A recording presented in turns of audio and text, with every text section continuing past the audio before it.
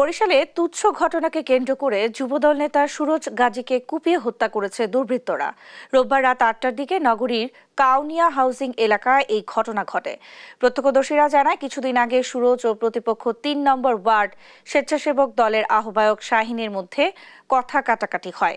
আজ সন্ধ্যায় এই নিয়ে পুনরায় তাদের মধ্যে তর্কাতর্কি হয়। এক পর্যায়ে প্রতিপক্ষরা ধারালো অস্ত্র নিয়ে সুরজের উপর হামলা চালায়। এ সময় সেখানকার দোকানি নয়ন তাকে রক্ষা করতে গেলে তাকেও কুপিয়ে জখম করা হয়।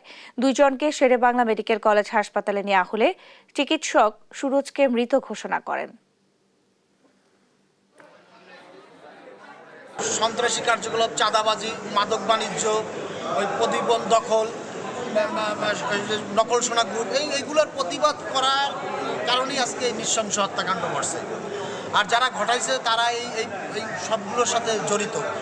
বিগত দিনে 16-17 বছর আওয়ামী লীগের আমলে তারা বীরদর্পে আওয়ামী লীগ করছে।